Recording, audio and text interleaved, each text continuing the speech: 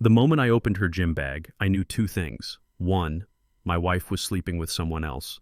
Two, he thought I was too blind or too soft to notice.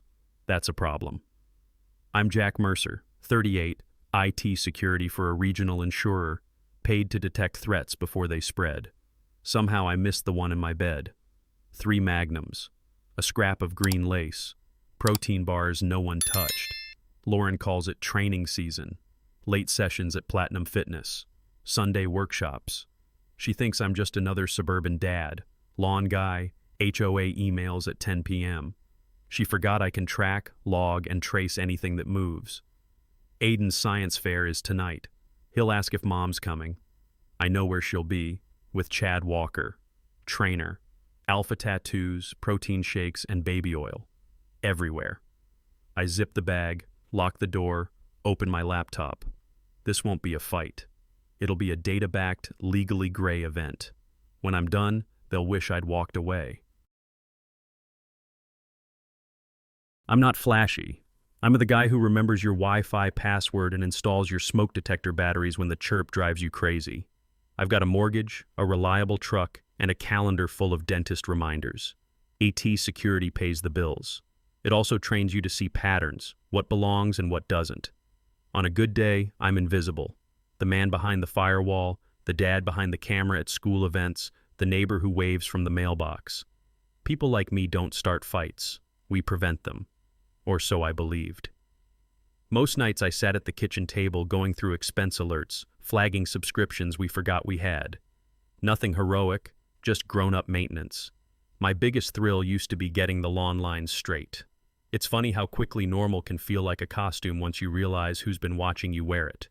I didn't change jobs, wardrobe, or address. I changed lenses.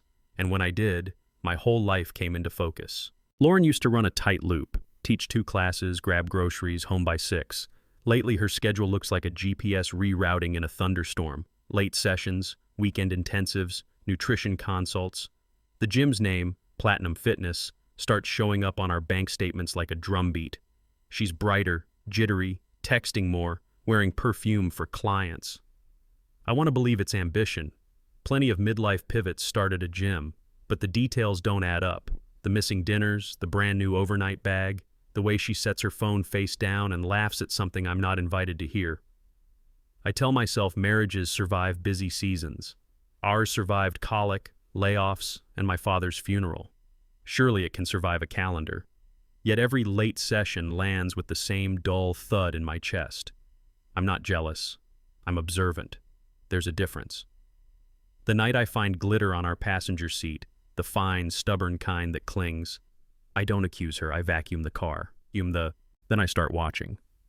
Aiden's 14, old enough to smell smoke, too young to know what to do with the fire. He's a good kid with a sarcastic gear that makes me laugh when I shouldn't. He's also keeping a quiet scorecard. Mom said she'd make it this time, he shrugs, pretending not to care when she misses the rehearsal. We order pizza and he shows me his volcano project, the one Lauren promised to help paint. He doesn't whine. He logs the absence like a scientist. I want to defend her. I want to say this is temporary, the way my dad used to when my mom worked doubles. But the look on Aiden's face keeps me honest. On the drive to school, he asks if people get trophies for being busy. I say no, not the kind that matter. At pickup, he stares at the curb where Lauren would stand. She isn't there. That night, I tuck him in and decide something simple. I won't let him normalize neglect. Cheating doesn't enter like a marching band. It creeps in like a draft, a colder tone, a changed lock screen, a gym bag that stays in the car. The first time I notice her new underwear, green lace, not her style, I shrug it off. People reinvent. Then come the protein bars no one eats, receipts for hotels near the airport, and that citrus-heavy body wash I don't recognize. Nothing illegal about any of it. But together, they hum. A married man learns the soundtrack of his home, cabinet doors, footsteps on the stairs, the rattle of ice in the freezer drawer. When the music changes, you feel it in your ribs before you hear it in your ears. The night I find the Magnum 3-pack, I don't explode. I line them on the counter, left to right, like evidence in a photo. Then I put them back exactly where I found them. Some alarms you let ring, others you record. Lauren's laptop sits on the charger like a sleeping dog, friendly until it isn't. I don't need passwords. We share a home. We once shared everything. I tell myself I'm protecting our family, not prying. Maybe that's how every bad story begins. The browser is a map of intent. Weekend getaways, best hotels with private entrances, how to fix marriage after affair, then, my personal favorite, signs your husband suspects. I scroll without breathing. Each tab is a chalk mark on the doorframe of our life, measuring how far she's grown away. I find calendars named workshop that land on holidays, screenshots of routes that dodge home, and in a tucked-away folder, a selfie in that green lace. Not for me. I close the lid and stare at our kitchen light fixture, the one we argued about at Home Depot. It flickers twice like it's catching up. I'm not a man who snoops. I'm a man who confirms. Tonight, I confirmed more than I wanted. His name isn't hidden. It's polished. Chad Walker, trainer, motivational posts, a grin built for selfies. His texts are gym class confident. Push your limits. We're a team. Tonight, no fevered poetry, just repetitions until the muscle gives. I check what's public. Too much. His Instagram is a catalog. Protein shakes, tire flips, client wins.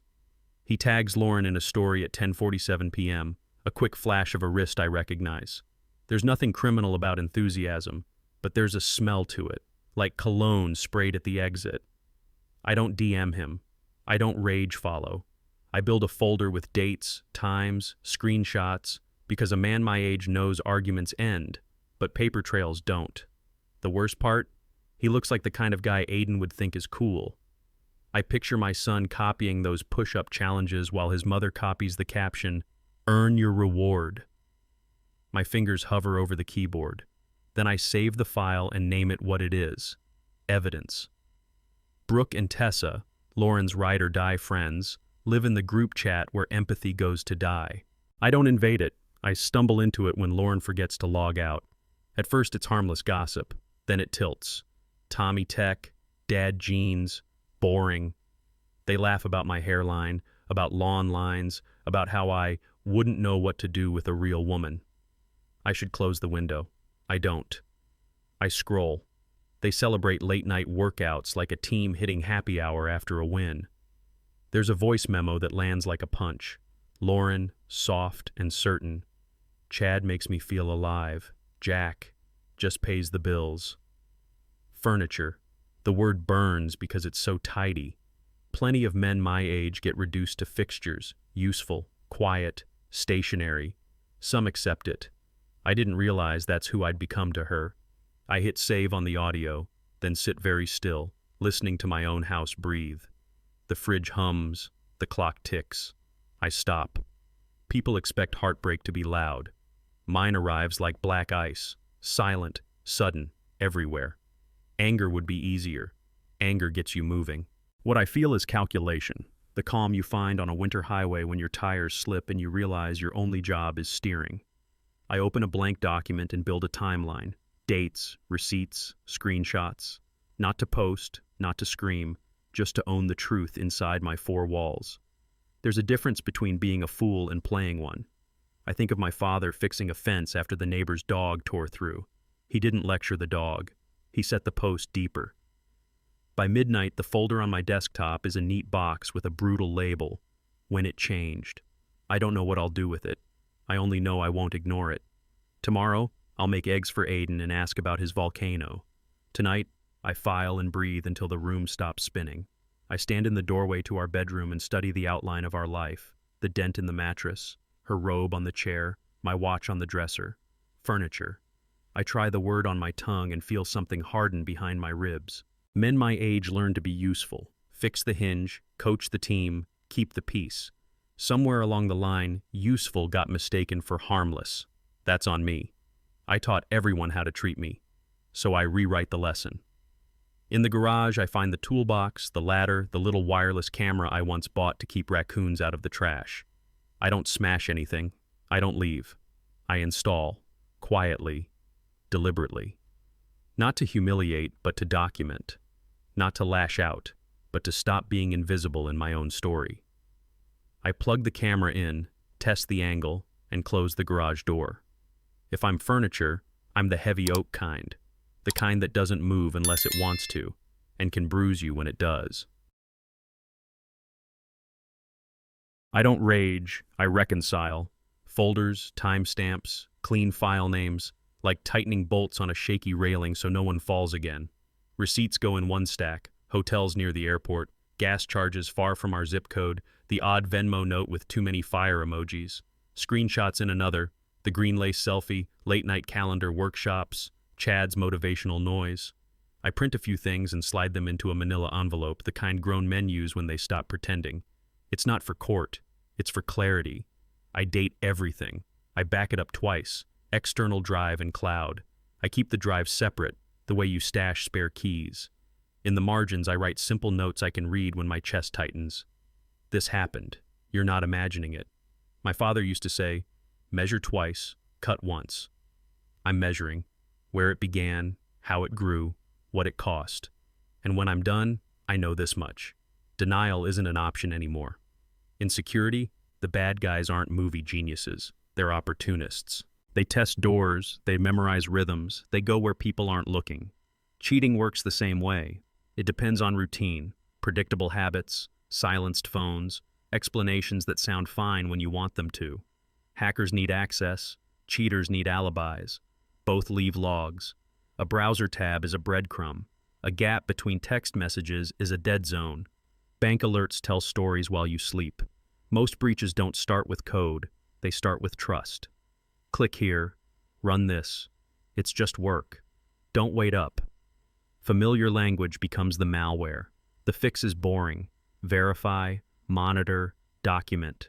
You don't crash through a window. You switch on the light and name what you see. If that sounds cold, it isn't. It's how grown men survive disasters they didn't choose. In my line of work, you learn one rule early. If it's happening, it's better to know. Today, I choose knowledge over comfort.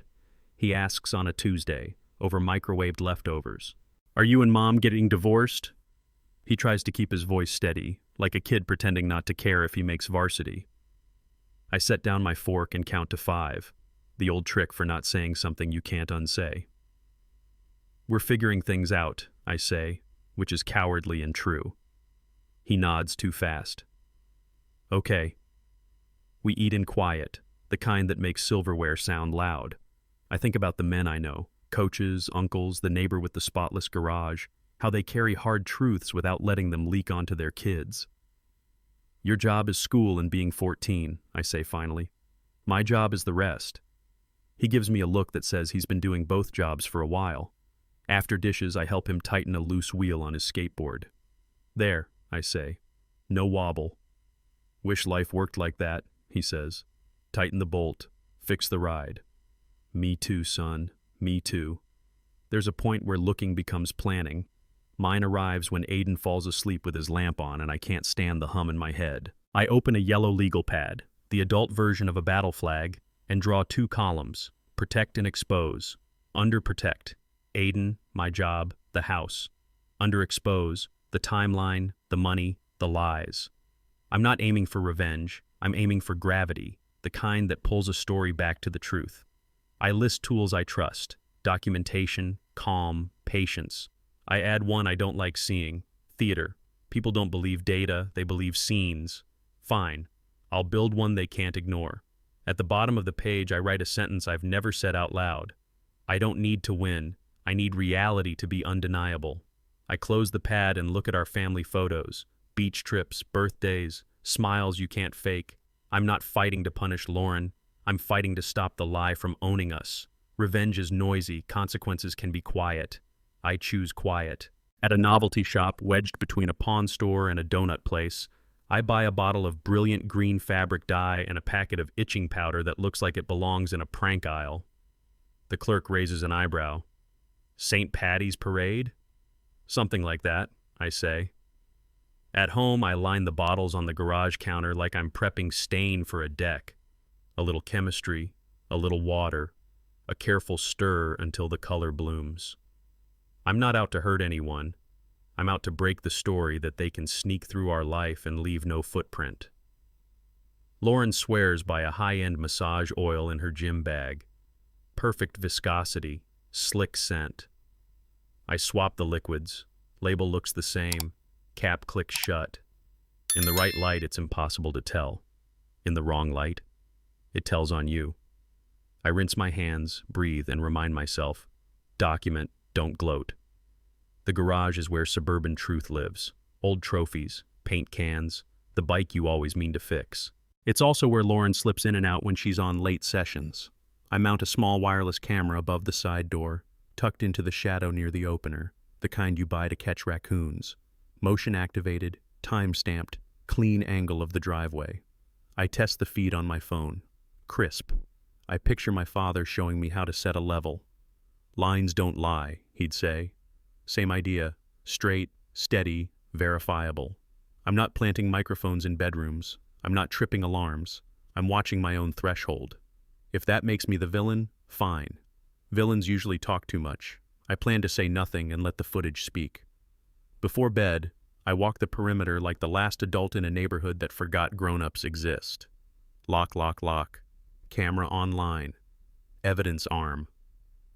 In the kitchen, Lauren's gym bag waits by the door like a confession with a shoulder strap. At 7:18 p.m., Lauren hums in the hallway, that cheerful, distracted sound people make when their mind is already in another room. She tosses gym shoes into the bag, checks her lipstick in the microwave door, and texts someone without quite smiling. Late session, she says, not meeting my eyes. Don't wait up. Wouldn't dream of it, I answer, and it lands between us like a dropped key. The camera feed shows her shoulder pushing the side door, then taillights fading down our street, the same street where kids chalk hopscotch in summer, and Mrs. Whitaker times her rose pruning like clockwork. I close the laptop and sit at the kitchen table, the way grown men do when they've got nothing left but patience. I think of Aiden's volcano model drying on the counter, of the science fair ribbons he keeps in a shoebox, of the part of fatherhood no one posts about, staying still when you want to explode. I wait. Some lessons need witnesses. They come back just before midnight, stumbling laughter swallowed by the garage door. On the feed, two figures spill out of the car like they've wrestled a leprechaun in a rainstorm, skin streaked green, shirts blotched, hands moving everywhere at once. Chad scratches like he's trying to dig through himself. Lauren claws at her neck, the picture of regret without the apology.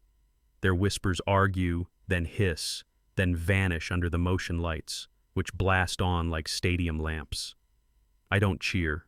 I watch, silent, the way you watch a storm miss your house by inches. The die isn't the point. The point is truth made visible, a mirror you can't talk your way around. They dart for the door, leaving green fingerprints on my handle, my world. I save the clip to 3 places, like a man double-knotting his boots before the long walk. On the table, my wedding photo looks like evidence too. My hands don't shake. That surprises me most of all. Next door, Mrs. Whitaker's porch light pops on. 70, sharp as vinegar, president of the HOA since the Reagan years. Her phone appears like a badge.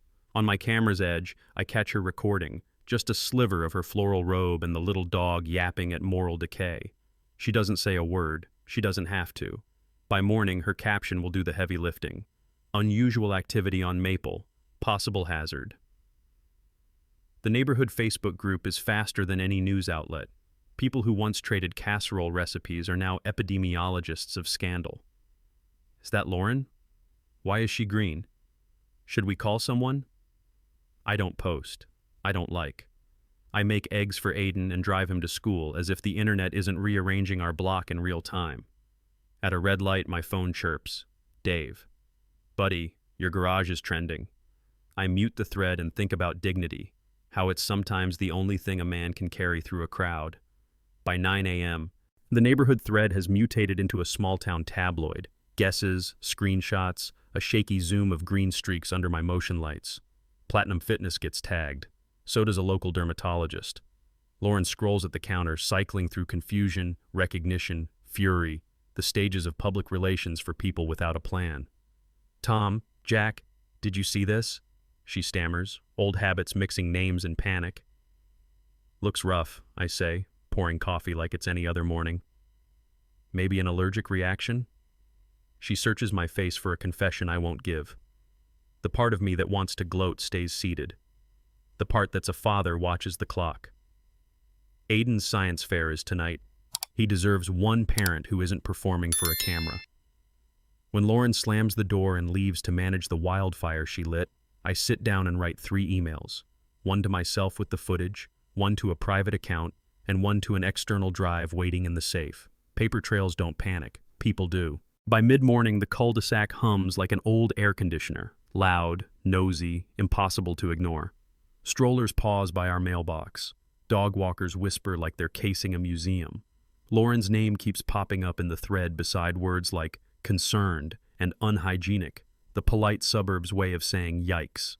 She scrolls with her jaw tight, thumbs flying, typing explanations that sound like alibis without dates. I keep rinsing coffee mugs and wiping the same square of counter, the way grown men do when they're buying time. "You need to say something," she snaps. "About what?" I ask, and the quiet between us turns to glass. I can see the future through it. Meetings, apologies, a different front door.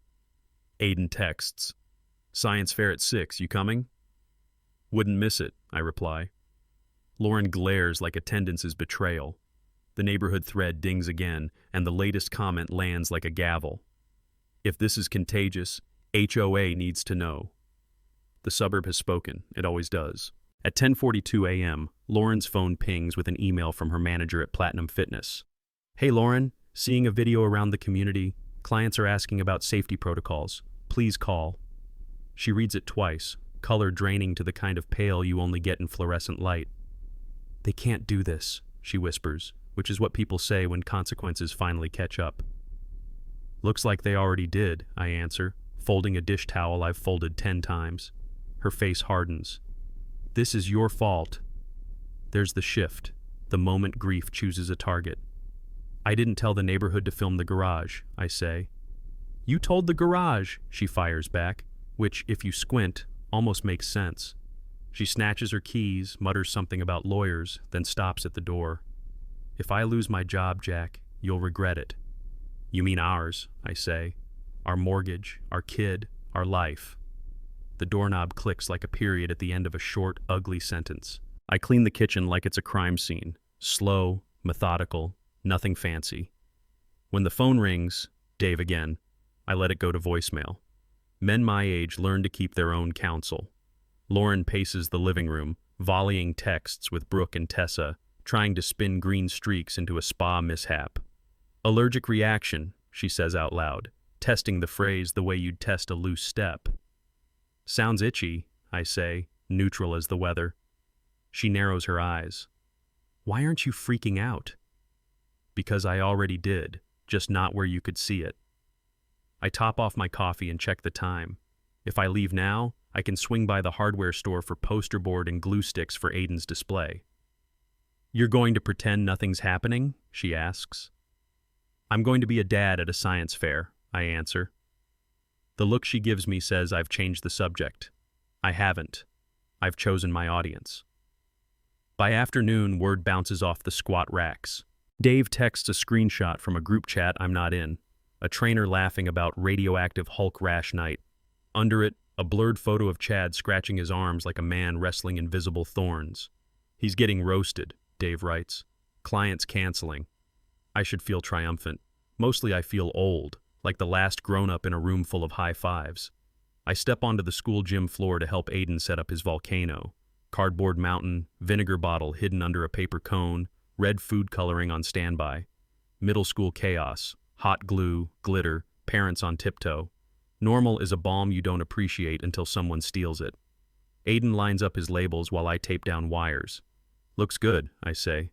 "It'll work," he answers, more certain than I am about anything. My pocket buzzes again. Dave. "Heads up. Chad posted a story. Haters gonna hate." "Good. Let him narrate." Some men bury themselves with a shovel they bought. At home, the house smells like a candle called denial. I sit at my desk with the blinds open and a legal pad in reach, adult supervision for my worst impulses. I don't need clever. I need clean. Public profiles first, then the places people forget are public. I'm not prying into vaults. I'm reading billboards. And there he is, Chad grinning in gym mirrors, reflections telling on him, Devices, dates, breadcrumbs he left because attention is a habit. I don't touch his accounts. I document what he volunteered to the world, the way a man photographs storm damage for insurance. My father used to say, if you didn't want it seen, you wouldn't have put it on the porch. I align screenshots in a folder that won't need defending later. Times, locations, captions with names. No guesswork, no guessers. When the folder is neat enough to show a judge or a pastor, doesn't matter which, I label it simple and accurate. Chad, public trail. Then I make 2 backups. Patterns multiply when you stop blinking. Under client wins and rise and grind, a different thread shows. Winks, inside jokes, recurring locations. A tag leads to a private account with a public profile photo. A wedding ring in the mirror. Another tag leads to a Thursday pottery class that meets wherever hotel ice machines hum. Married women. Not one, several. The comments aren't love notes, they're logistics. Same room? Park around back. He isn't in love, he's in business. My jaw aches from clenching, but I don't hurl my mug or my dignity. I create a second folder, dates aligned with Lauren's workshops, and a third titled Husbands Who Don't Know Yet. A reminder this isn't only my house on the fault line. I stop and breathe like my therapist would tell me to if I had one. This isn't about revenge. This is about accuracy. When I close the laptop, the room feels tilted, like furniture after a move. Same pieces, new arrangement, nothing where you thought. Naming things helps grown men do hard tasks. You can call it petty, I call it focus. In my notebook I write, Operation Green Sting. Under it, 3 bullets. Document, protect, expose. Document stays first, because without it, you're just a loud man with a story. Protect means Aiden, my job, my freedom. Expose means the public truth, not public shame. Truth tends to do that on its own. The lawyer's office smells like lemon cleaner and endings. Lauren sits with her counsel, legs crossed, confidence lacquered on. I play small, the tired husband who wants to be reasonable. I nod when they say house, custody, 60%, as if those words aren't bricks on my chest. Amanda Pierce, her attorney, slides papers across the table. Initial here, sign there. My pen moves like it belongs to someone else. I hear my dad. Sometimes you lose a quarter to save the dollar. I sign. Lauren watches for resistance and finds none.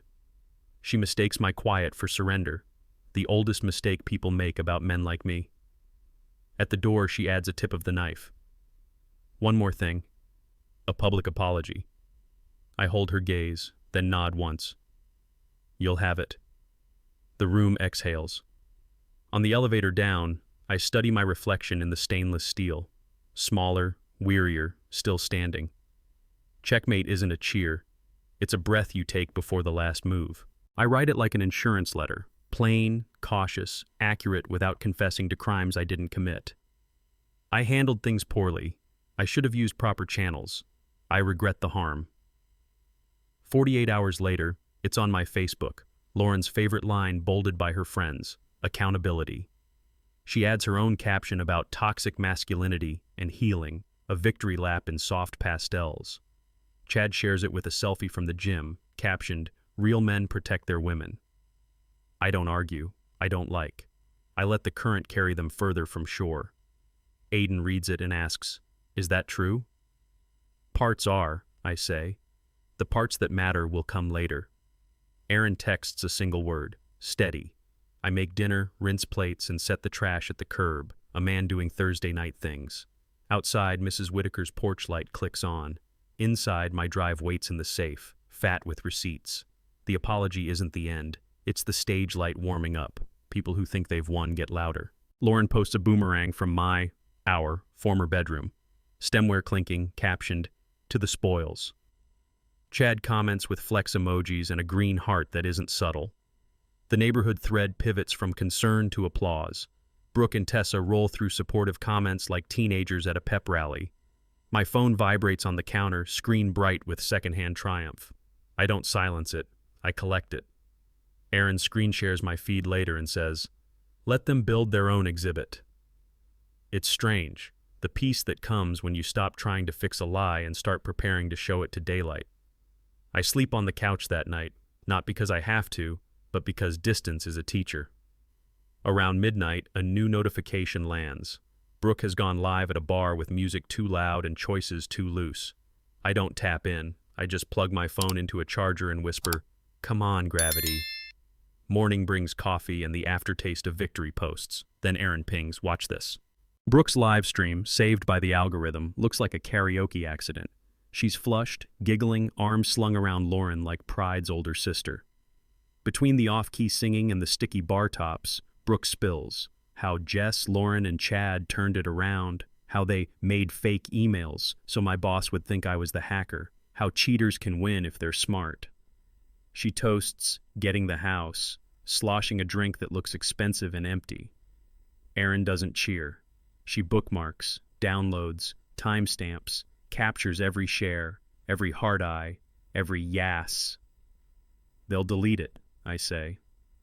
"They already did," she replies. "And we already didn't."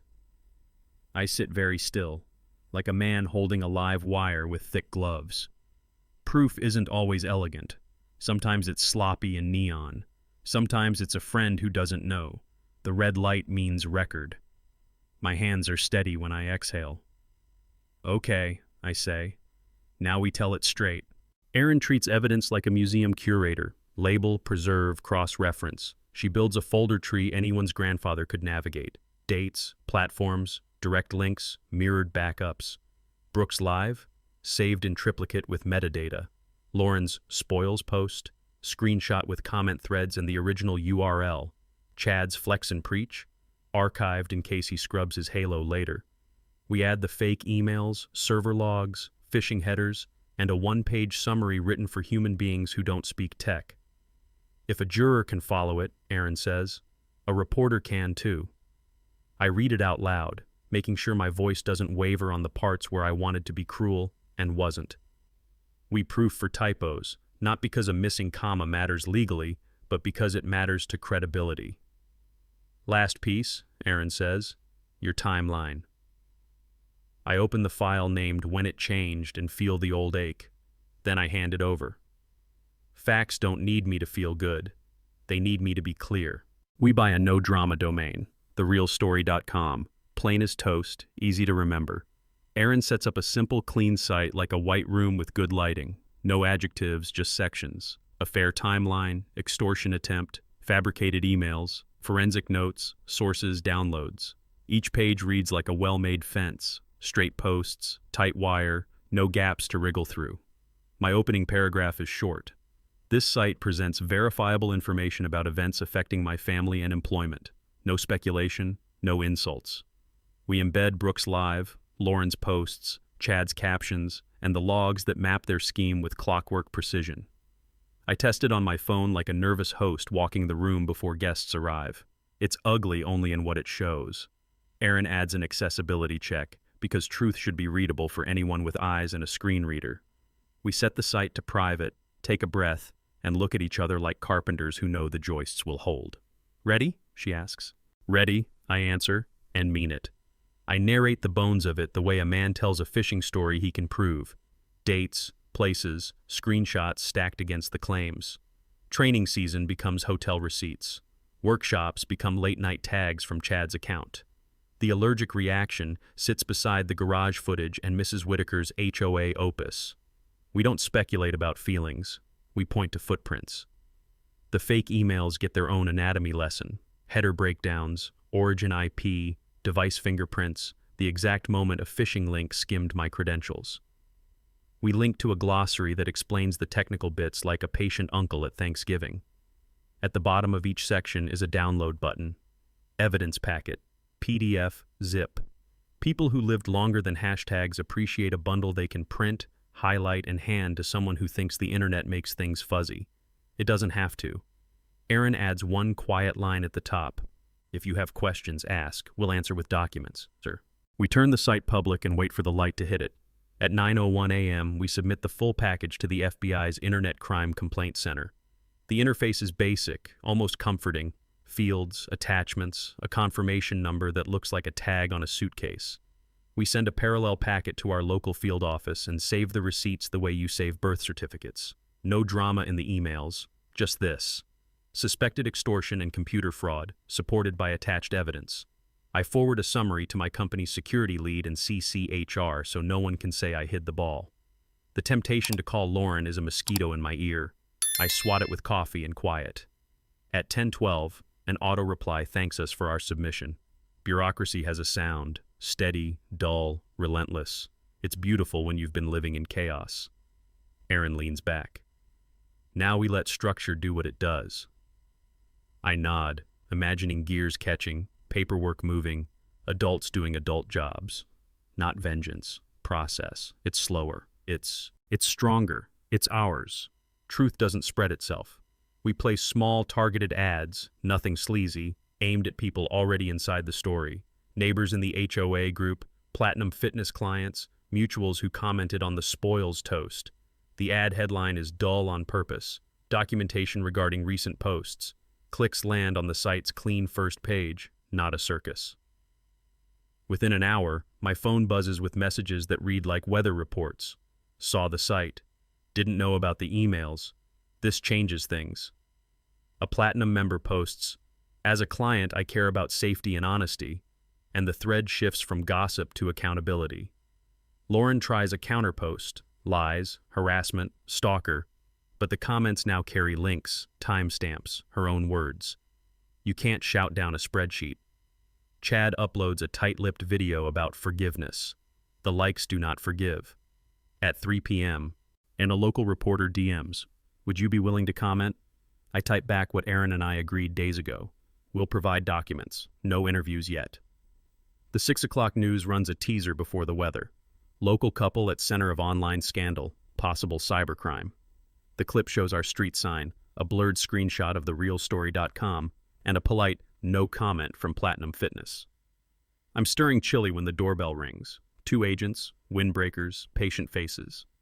"Mr. Mercer, we have a warrant to collect devices from Ms. Mercer and Mr. Walker." Not my devices.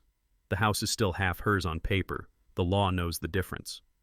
I step aside and point to the rooms they occupied like a tour guide for a museum I once owned. Outside, Mrs. Whitaker stands by her roses, not watching while watching. Lauren arrives mid-search, fury blazing, words ready. The agent's tone is calm as a seatbelt. "Ma'am, we'll need your phone." Chad appears in a hoodie, swagger gone, scratching an old itch that isn't there. I don't smile. I ladle chili into bowls for me and Aiden and keep my voice level. "Eat up, bud, long day." They moved like a well-rehearsed crew, calm, clipped, professional. I stood in my own doorway while agents photographed drawers Lauren once organized and boxed up devices Chad once bragged about. No shouting, no slammed doors, just the clean sound of zippers and evidence tape. Lauren arrived mid-search, fire in her eyes, reasons ready. The lead agent's voice was gentle but firm. "Ma'am, we'll need your phone." She hesitated a beat too long, then handed it over like a crown she couldn't keep. Chad tried swagger. It fell off him like a cheap jacket. "This is ridiculous," he said, scratching at nothing. The agent answered with paperwork. I didn't gloat. I pointed to rooms, answered questions, and kept my hands visible like a man who's learned to let the process do the talking. When the cuffs came out, I looked away, not out of mercy, out of respect for what Aiden still has to carry. Consequences aren't supposed to taste sweet. They're supposed to taste true. An hour later, the story reached our living room before the echoes left the hallway. The 6 o'clock segment opened with our maple-lined street and the anchor's calm delivery. Names withheld pending charges, possible cybercrimes, devices seized. The footage cut to a blurred shot of Lauren and Chad being guided to separate cars. No slow motion, no dramatic soundtrack, just daylight and facts. Aiden sat beside me on the couch, legs folded under him the way he used to watch cartoons when he was 7. He didn't ask questions. He watched the crawl at the bottom like it might spell out a different ending. When the station cut to weather, he muted the TV and stared at his hands. I wanted to explain, to make a speech about justice and grown-up choices. Instead, I asked if he wanted takeout. He nodded. We ate on paper plates because dishes felt like too much ceremony for a day already crowded with public theater. Normal, on purpose. Quiet, on purpose. Later, alone in his room, Aiden texted me from 10 feet away, a teenage kindness I didn't expect. Proud of you, for stopping when you did. I read it twice, the way a man reads good news from the doctor. There are different kinds of wins. This one didn't spike my pulse. It steadied it. I typed back, proud of you for being you. He replied with a thumbs up and a picture of his volcano ribbon, the kind of small, ordinary proof that life insists on continuing. I stood in the hallway and listened to our house breathe. The hum of the fridge, the soft tick of the thermostat, the faint ring of a bike bell someone left in the garage. For months, I'd been building toward a moment that would crash loud enough to drown out everything. It turned out the important sound was a text from my kid telling me I'd drawn the line before it drew me. That's a kind of fatherhood I can keep. You think victory will taste like a parade. It doesn't. It tastes like an empty kitchen after the guests have left. Chairs pushed in, counters clean, quiet you can hear. I wasn't happy. I wasn't broken. I was unused. The part of me that had been busy plotting, scraping receipts, labeling files, bracing for impact, didn't know what to do with empty hands. So I did what grown men do when the crisis ends. Took out the trash, wiped the table, checked the locks. I walked past our wedding photo and didn't turn it face down. Not forgiveness, accuracy. We were real once. Then we weren't. I sat on the back steps where I'd once fixed Aiden's chain and let the evening settle on my shoulders. The yard smelled like cut grass and rain promised by a stingy sky. Relief, it turns out, isn't a shout. It's a long exhale you didn't know you were holding until the room stops spinning and the floor holds. Erin came by with grocery store flowers and a six-pack of the cheap root beer she knows I like. We sat at the kitchen table that had seen better arguments and worse breakfasts. She scrolled through updates on her phone, case numbers, intake confirmations, the slow gears engaging. Revenge is exhausting, she said, half smile, no judgment. Good thing this wasn't revenge, I answered, surprising myself that I meant it. She nodded toward the hallway. How's Aiden? Tired, I said. Me too. We didn't toast. We didn't plan the sequel. We made 2 sandwiches and ate them like people who had earned a quiet meal. Before she left, Erin slid a business card across the table. Therapist, highly recommended. Someone who understands men who hold too much and speak too little. You don't have to be the firewall all the time, she said. Let someone patch you. After she drove away, I stood in the doorway and watched the porch light click on by itself. Systems working. For once, that felt like enough. We start with trash bags and a playlist Aiden swears will make scrubbing less awful. It doesn't, but we both pretend. We stack dishes, wipe cabinet fronts, and rescue forks from couch cushions like we're pulling our life out of a drain. In my office, drawers are ransacked, cables knotted, papers bent like bad origami. Aiden wordlessly sorts the cords by color the way I taught him when he was 8. We fix a wobbly shelf together, level, screws, steady pressure until the wood stops complaining. Little repairs add up. A stain lifts, a window track runs smooth, the house exhales. We box what isn't ours anymore and set it by the door with the same care you give a fragile package you're glad to see go. In the garage, he holds the ladder while I pull the small camera down. I wrap the wire, label the bag, and place it in the safe. Done? Aiden asks. Not yet, I say, flipping the breaker that once lit their exit route. Now. Over grilled cheese and tomato soup, the old snow day special, Aiden tests the ground. Do we hate her? He says it like he's asking if lightning holds a grudge. I take a breath long enough to cool my words. No. We set boundaries. We tell the truth. We don't poison ourselves. He stares into his bowl as if an answer might surface. She's still my mom, he says, stubborn and soft. Yes, I say. She made terrible choices. She's still your mom. He nods, but his jaw tightens. I don't know if I want to see her. You get to decide, I tell him. Not forever. Decisions change. But for right now, your feelings count. He looks relieved and a little older. We talk logistics, school emails, holidays, who calls whom and when. I write it down like a coach diagramming a play. Before bed, he asks, if I forgive her, does that let her off the hook? No, I say. It lets you off the hook. He thinks, then finally says, maybe someday. I call the therapist Aaron recommended and expect a gatekeeper. Instead, I get a calm voice that sounds like someone who's fixed more engines than I have. We meet in a room with 2 chairs and a plant, even I can't kill. I talk around it at first, work, schedules, rough patch. He lets the silence do its job. Eventually the sentence arrives. I let myself become furniture. He tilts his head. No, you let yourself become quiet. Furniture has no agency. You do. He hands me a phrase like a tool. Aggressive clarity. Say what's true without heat. We set goals I can measure. Show up for Aiden. Protect my job. Don't let anger drive. He gives homework that looks like real life. Sleep, water, call a friend who knew me before this. I book 8 Thursdays in a row before I can talk myself out of it. On the way out, I text Aiden. Therapy went fine. Burgers tonight? He replies with a thumbs up and extra pickles, the best kind of appointment reminder. Aaron drops by with a casserole that could feed a church basement. We don't name what this is. We don't have to. She asks about Aiden first, which matters more than flowers. We eat at the table that's seen every version of us, angry, quiet, hopeful, and talk about ordinary things, tire rotations, her niece's kindergarten graduation, the neighbor who edges his lawn at a 45-degree angle like he's drafting blueprints. After dishes, Aiden hovers in the doorway. You staying for the game? He asks, trying for casual and missing by a mile. Aaron checks my face. I nod. We watch 3 innings, argue about whether a bunt is brave or boring, and cheer at a double like it's the World Series. When I walk her to the door, she squeezes my hand.